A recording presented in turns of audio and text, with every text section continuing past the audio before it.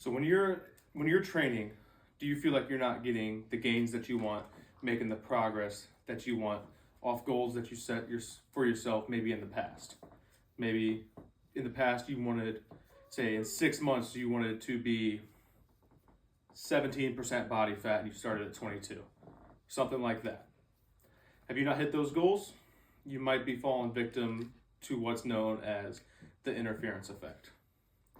So based off the research that I've done, reading articles such as L. Goddard's effect of performing high intensity interval training and resistance training on the same day versus different days, T. Wang's optimizing concurrent training programs, Vetchin's interference phenomenon with concurrent strength and high intensity interval training, Schumann's concurrent aerobic and strength training, and G. Kang's which comes first, resistance before aerobic exercise or vice versa. Off all these articles and research that I've done, I've come to the conclusion of it depends on what your specific goals are as a person, as an individual. So for you yourself, if you wanted to, you say your goals were to improve strength, explosiveness, hypertrophy, muscle mass, things like that, then you would want to prioritize resistance training before aerobic training, so cardiovascular exercises.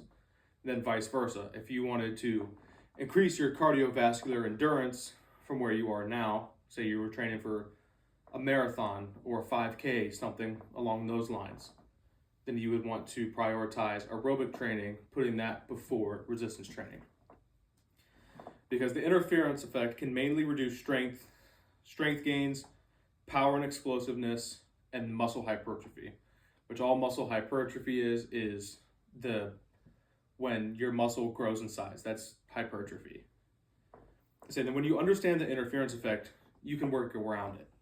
So when you know what the interference phenomena effect is, you can then make your workout schedule, your exercise schedule, to then work around the interference effect so you're not falling victim to it and you're seeing the gains, you're hitting your goals, and you're doing what you want to do. The biggest piece of this is time. A lot of people, when they talk about training, they talk about the issue of having time. How many people do you know that can say, I have 2 hours, 7 days a week to just spend in the gym doing nothing else, not working on work, texting friends, doing whatever you need to do while at the gym? 2 hours a day just at the gym. There's not that many, right? There's not too many people who can honestly say that. So the best way that I've come up with it is either a 2 or a 4 day split. So that's also for when you want to do both. So if you want to focus on resistance and cardio, the best way I've learned to do that is that 2 4 day split that I mentioned. So for example, on that 4 day split, Monday you would do resistance training first, focus on your strength, power, explosiveness, and then you would follow with aerobic. And then Tuesday would roll around, and then you would start with aerobic training to focus on your cardiovascular endurance, and then finish with resistance. And then keep alternating that cycle. So Thursday, Friday, you do resistance first, Friday you do aerobic first. And keep alternating that cycle when you want to work on strength, power, explosiveness, hypertrophy, and aerobic exercise, cardiovascular endurance, all at the same time. Because the biggest part of the interference effect as well is when you start with resistance and then follow with the aerobic training, you lose a lot of your energy to do that aerobic training because you spent a lot of it doing your resistance training. And then vice versa again.